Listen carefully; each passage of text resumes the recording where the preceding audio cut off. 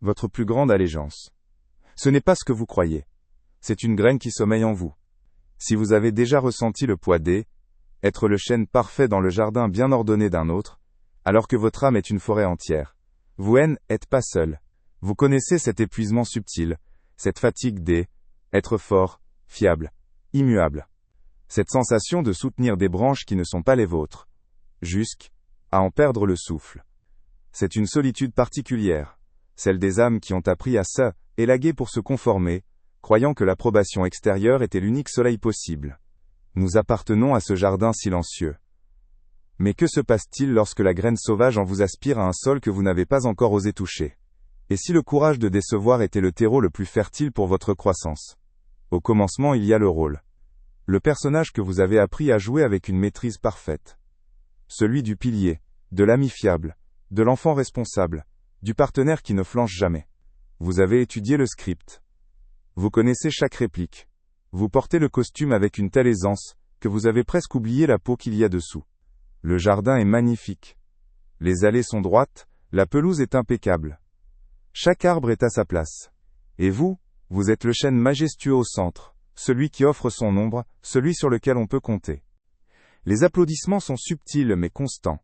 Un regard approbateur, un soupir de soulagement de la part de ceux qui dépendent de vous, le silence confortable de l'harmonie préservée. Vous vous nourrissez de cela. Vous croyez que c'est de l'amour. Et pendant un temps, ça l'est peut-être. Ou du moins, ça y ressemble assez, pour que vous ne posiez pas de questions. Mais voici ce qui se passe sous la surface. La terre de ce jardin est peu profonde. Elle a été conçue pour la beauté, pas pour la profondeur. Vos racines, en cherchant à s'ancrer, heurtent très vite le fond du pot dans lequel on vous a planté. Elles se tordent, s'enroulent sur elles-mêmes, cherchant un espace vital qui n'existe pas. L'arbre grandit en surface, mais il ne s'enracine plus en profondeur. C'est le premier signe de l'épuisement. Une fatigue que le sommeil ne guérit pas. Un sentiment diffus que quelque chose ne va pas, même si tout, en apparence, va parfaitement bien. Et puis, un jour, une fissure apparaît. Ce n'est pas un grand drame. C'est rarement le cas. C'est une petite chose. Une demande de trop. Un sacrifice de plus, que vous ne pouvez tout simplement pas faire. Vous dites non. Ou peut-être que vous ne dites rien, mais votre corps le dit pour vous. Une branche, fatiguée de porter un poids qui n'est pas le sien, cède. Pas sous le vent d'une tempête, mais dans le calme plat d'un après-midi ordinaire. Pour le jardinier, pour les autres habitants du jardin, c'est une défaillance. Une imperfection. Une déception. Le chêne parfait n'est plus parfait. Et la réaction que vous recevez le confirme. Une froideur subtile. Une distance. Un reproche silencieux. Votre premier réflexe est la panique. La honte. Vous voulez tout réparer, recoller la branche, appliquer un baume cicatrisant, et promettre que cela ne se reproduira plus. Vous redoublez d'efforts pour redevenir le chêne impeccable que tout le monde aime. Mais voici là où tout bascule. À travers la fissure de cette branche cassée, pour la toute première fois, un rayon de soleil direct atteint une partie de votre tronc qui a toujours été dans l'ombre. Une lumière brute, sauvage, qui n'est pas filtrée par le feuillage des attentes des autres. Et cette lumière réveille quelque chose. La graine. Cette part de vous, indomptée et originelle, qui se souvient d'une autre terre, d'une autre vie, celle de la forêt. Elle a goûté à la vraie lumière, et elle en veut encore. Maintenant la véritable lutte commence. Ce n'est plus une lutte contre les attentes des autres, mais une lutte intérieure. Une part de vous veut désespérément retourner à la sécurité du jardin. Elle crie que la déception est une trahison, que votre valeur réside dans votre fiabilité, que l'amour est conditionné par votre capacité à ne jamais faire de vagues. Cette voix est puissante. Elle a été nourrie pendant des années. Elle connaît toutes vos peurs. Mais une autre voix, d'abord un murmure, commence à se faire entendre. C'est la voix de la graine sauvage. Elle ne parle pas de devoir ou de responsabilité. Elle parle de sève, de lumière, de terre profonde. Elle ne vous demande pas de l'eau, être fort pour les autres. Elle vous demande de l'eau, être vivant pour vous-même. C'est à ce moment que vous commencez à observer le jardin avec de nouveaux yeux. Vous voyez que les autres arbres parfaits ont aussi l'air fatigués. Vous remarquez que les outils du jardinier, que vous preniez pour des instruments de soin, sont en réalité des outils de contrôle, faits pour tailler, limiter, contenir. Vous réalisez que ce jardin n'a pas été conçu pour que les arbres épanouissent, mais pour que le jardinier soit satisfait. L'ancienne sagesse des forêts nous enseigne qu'un écosystème sain n'a pas de centre. Chaque être, du plus grand séquoia au plus petit champignon, contribue à un équilibre complexe et interdépendant. Il n'y a pas de hiérarchie de valeurs, seulement une diversité de fonctions. Dans le jardin, il n'y a qu'une seule volonté qui compte, celle du propriétaire. Et votre rôle est de la servir. La question cruciale cesse alors d'être, comment puis-je répondre à leurs attentes, pour devenir, de quel sol cette graine en moi a-t-elle besoin pour germer? Regardez ce qui se produit ensuite. Le processus de déception devient conscient, délibéré, non pas par méchanceté mais par nécessité vitale. Chaque non que vous prononcez à une attente qui vous étouffe, est un oui à la graine en vous. Chaque fois que vous refusez de porter une branche qui n'est pas la vôtre, vous libérez de l'aile, énergie pour que les vôtres puissent pousser. C'est terrifiant. Car le jardin va réagir. Le jardinier exprimera sa confusion, sa colère, sa tristesse. Il vous accusera d'égoïsme, d'ingratitude. Il vous dira que vous avez changé. Et, ce sera vrai, vous êtes en train de changer. Vous êtes en train de passer de l'aile, état d'objet décoratif, à celui d'organisme vivant et autonome. C'est l'élagage le plus douloureux, mais aussi le plus nécessaire. Vous élaguez plus pour vous conformer au jardin, vous élaguez ce qui vous attache au jardin. Vous laissez tomber les feuilles mortes des anciennes loyautés, les branches pourries de la culpabilité, le lierre envahissant de la CO-dépendance. Et dans l'espace ainsi créé, la lumière afflue. La pluie peut enfin toucher votre écorce. Vos racines, libérées de la contrainte, commencent à pousser au-delà du pot, à fissurer le béton des attentes, à chercher la vraie terre, la terre sombre, riche et imprévisible de votre propre nature. Mais voici la plus belle des vérités. Le courage de décevoir n'est pas un acte de guerre. C'est un acte de clarté. Vous ne cherchez pas à blesser le jardinier, vous cherchez à sauver l'arbre. En choisissant votre authenticité, vous offrez aux autres un cadeau inestimable, la vérité. Vous leur montrez qui vous êtes vraiment, et non la sculpture qu'ils ont faite de vous. Certains partiront. Ils n'aimaient pas l'arbre, mais l'ombre qu'il leur procurait. Laissez-les partir. D'autres, cependant, seront intrigués. Ils verront votre courage et s'interrogeront sur leur propre peau, sur leur propre jardin. Votre acte de libération peut devenir une permission silencieuse pour eux. La métaphore du jardin évolue. Vous comprenez que vous n'étiez pas un chêne défaillant. Vous étiez la semence d'une forêt entière, plantée par erreur dans un bonsaï. Le but n'a jamais été de devenir un arbre parfait. Le but a toujours été de devenir un écosystème. Décevoir le jardinier n'est pas la fin de l'histoire. C'est l'acte de briser le pot pour enfin toucher la terre. Alors si vous sentez cet appel, si vous sentez vos racines à étroits et votre feuillage assoiffé d'une lumière plus vraie, écoutez. Donnez-vous la permission de décevoir les attentes qui vous maintiennent petit.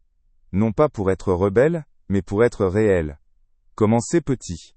Laissez tomber une seule feuille. Refusez de porter une seule petite branche. Observez la peur, mais ne la laissez pas décider. Observez la réaction des autres, mais ne la laissez pas vous définir. Sentez ce minuscule espace de liberté qui s'ouvre en vous. C'est là que se trouve le terreau. C'est là que la graine peut enfin commencer à pousser. Car votre véritable héritage n'est pas l'ombre parfaite que vous projetez dans le jardin bien entretenu d'un autre, mais la forêt sauvage, vivante et respirante, que vous laisserez derrière vous, un monde né du courage d'une seule graine qui a osé dire non à la perfection pour dire oui à la vie. Votre plus grande allégeance, ce n'est pas ce que vous croyez. C'est une graine qui sommeille en vous. Si vous avez déjà ressenti le poids être le chêne parfait dans le jardin bien ordonné d'un autre, alors que votre âme est une forêt entière, vous n'êtes pas seul. Vous connaissez cet épuisement subtil, cette fatigue être fort, fiable, immuable. Cette sensation de soutenir des branches qui ne sont pas les vôtres, jusqu'à en perdre le souffle. C'est une solitude particulière, celle des âmes qui ont appris à élaguer pour se conformer, croyant que l'approbation extérieure était l'unique soleil possible. Nous appartenons à ce jardin silencieux. Mais que se passe-t-il lorsque la graine sauvage en vous aspire à un sol que vous n'avez pas encore osé toucher? Et si le courage de décevoir était le terreau le plus fertile pour votre croissance? Au commencement, il y a le rôle. Le personnage que vous avez appris à jouer avec une maîtrise parfaite. Celui du pilier, de l'ami fiable, de l'enfant responsable, du partenaire qui ne flanche jamais. Vous avez étudié le script. Vous connaissez chaque réplique. Vous portez le costume avec une telle aisance que vous avez presque oublié la peau qu'il y a dessous. Le jardin est magnifique. Les allées sont droites, la pelouse est impeccable. Chaque arbre est à sa place. Et vous êtes le chêne majestueux au centre, celui qui offre son ombre, celui sur lequel on peut compter. Les applaudissements sont subtils mais constants. Un regard approbateur, un soupir de soulagement de la part de ceux qui dépendent de vous, le silence confortable de l'harmonie préservée. Vous vous nourrissez de cela. Vous croyez que c'est de l'amour. Et pendant un temps, ça l'est peut-être. Ou du moins ça y ressemble assez pour que vous ne posiez pas de questions. Mais voici ce qui se passe sous la surface. La terre de ce jardin est peu profonde. Elle a été conçue pour la beauté, pas pour la profondeur. Vos racines, en cherchant à s'ancrer, heurtent très vite le fond du pot dans lequel on vous a planté. Elles se tordent, s'enroulent sur elles-mêmes, cherchant un espace vital qui n'existe pas. L'arbre grandit en surface, mais il ne s'enracine plus en profondeur.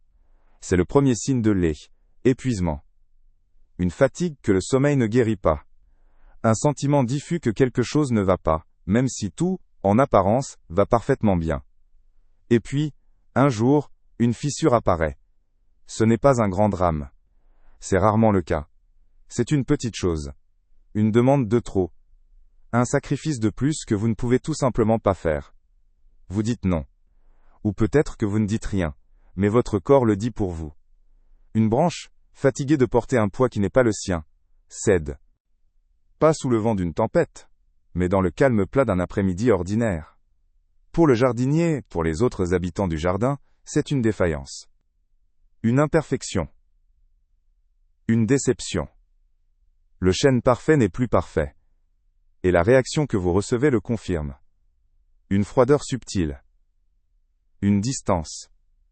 Un reproche silencieux. Votre premier réflexe est la panique. La honte. Vous voulez tout réparer. Recoller la branche, appliquer un baume cicatrisant, et promettre que cela ne se reproduira plus. Vous redoublez d'efforts pour redevenir le chêne impeccable que tout le monde aime. Mais voici là où tout bascule. À travers la fissure de cette branche cassée, pour la toute première fois, un rayon de soleil direct atteint une partie de votre tronc qui a toujours été dans l'ombre.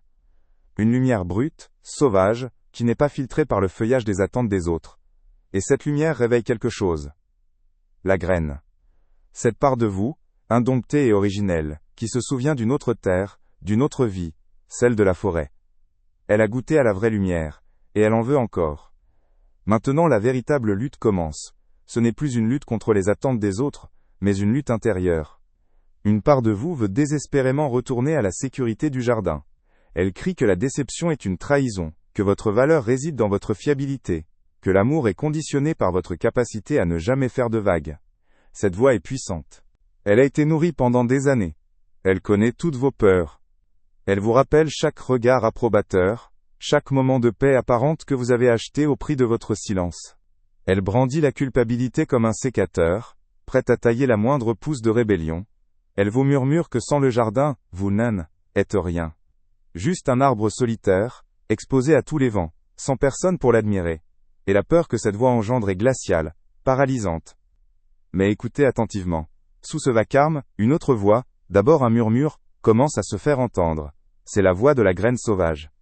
Elle ne parle pas le langage de la logique ou du devoir. Elle ne négocie pas. Elle ne cherche pas à vous convaincre avec des arguments. Son langage est celui du corps. C'est cette tension dans vos épaules quand vous dites oui, en pensant non. C'est cette soudaine bouffée d'air que vous inspirez quand vous imaginez un horizon sans mur. C'est ce désir irrépressible d'espace de terre meuble sous vos racines.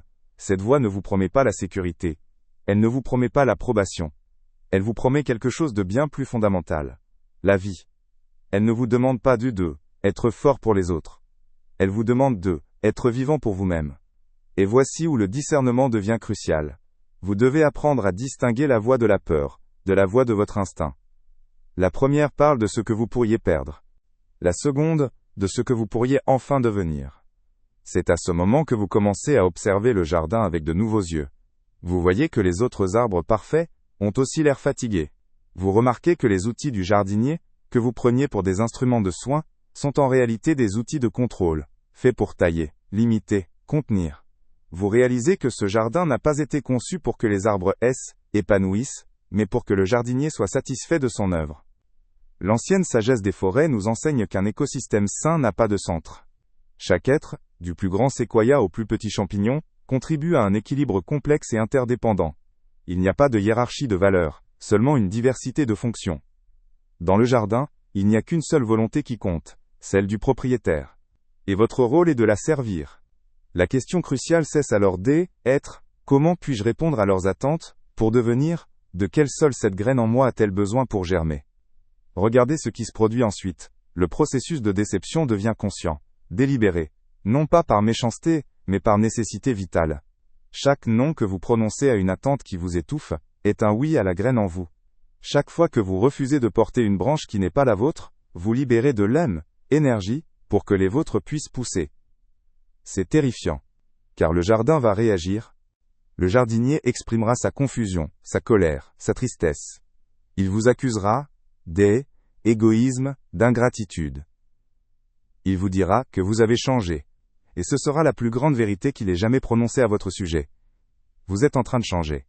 Vous êtes en train de passer de l'état d'objet décoratif à celui d'organisme vivant et autonome.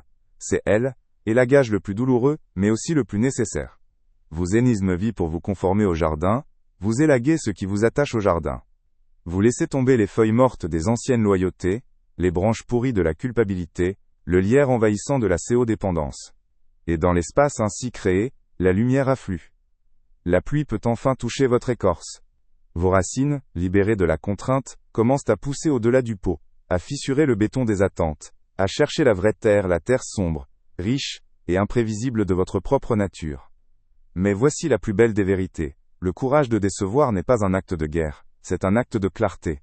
Vous ne cherchez pas à blesser le jardinier, vous cherchez à sauver l'arbre.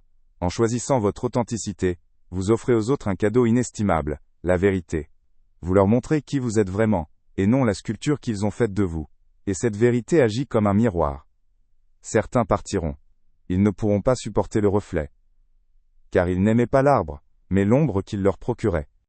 Ils n'aimaient pas votre âme, mais la fonction que vous remplissiez. Laissez-les partir. Leur départ est un élagage naturel, qui fait de la place pour ce qui est destiné à grandir. Et voici ce qui se passe pour ceux qui restent. D'autres, cependant, seront intrigués. Ils verront votre courage. Ils verront la lumière nouvelle dans votre feuillage, même s'il est encore clairsemé. Et ils s'interrogeront sur leur propre peau, sur leur propre jardin. Ils commenceront à sentir étroitesse de leurs propres racines. Votre acte de libération peut devenir une permission silencieuse pour eux. Vous ne leur dites pas quoi faire. Vous leur montrez ce qui est possible. Vous devenez la preuve vivante qu'il existe une terre au-delà des murs du jardin. Et c'est là que la véritable connexion se crée. Non plus basée sur la dépendance et les attentes, mais sur une reconnaissance mutuelle des graines sauvages qui sommeillent en chacun. La métaphore du jardin évolue alors, profondément. Vous comprenez que vous n'étiez pas un chêne défaillant. Vous étiez la semence d'une forêt entière, plantée par erreur dans un pot à bonsaï. Toute votre souffrance, toute votre fatigue ne venait pas d'un défaut en vous, mais de l'inadéquation fondamentale entre votre nature et votre environnement. Le but n'a jamais été de devenir un arbre parfait. Le but a toujours été de devenir un écosystème. Riche. Complexe. Interdépendant. Sauvage. Un lieu où la vie peut foisonner sous d'innombrables formes, sans la main contrôlante d'un seul jardinier. Décevoir le jardinier n'est donc pas la fin de l'histoire. C'est l'acte de briser le pot pour enfin toucher la terre. Alors si vous sentez cet appel, si vous sentez vos racines à étroits et votre feuillage assoiffé d'une lumière plus vraie, écoutez. Donnez-vous la permission de décevoir les attentes qui vous maintiennent petit. Non pas pour être rebelle, mais pour être réel. Commencez petit. Laissez tomber une seule feuille. Refusez de porter une seule petite branche qui n'est pas la vôtre. Observez la peur qui monte. Saluez-la comme une vieille connaissance. Mais ne la laissez pas prendre le volant. Observez la réaction des autres, leur confusion ou leur mécontentement. Mais ne la laissez pas devenir votre définition. Au lieu de cela, portez toute votre attention sur ce minuscule espace de liberté qui s'ouvre en vous à chaque micro-acte de courage. Sentez-le. C'est là que se trouve le terreau. C'est dans cette fissure que vous avez créé que la graine peut enfin commencer à pousser, non pas en dépit de la déception des autres, mais grâce à elle. Car votre véritable héritage n'est pas l'ombre parfaite que vous projetez dans le jardin bien entretenu d'un autre, mais la forêt sauvage, vivante et respirante que vous laisserez derrière vous. Un monde entier, né du courage d'une seule graine, qui a osé dire non à la perfection pour enfin dire oui à la vie.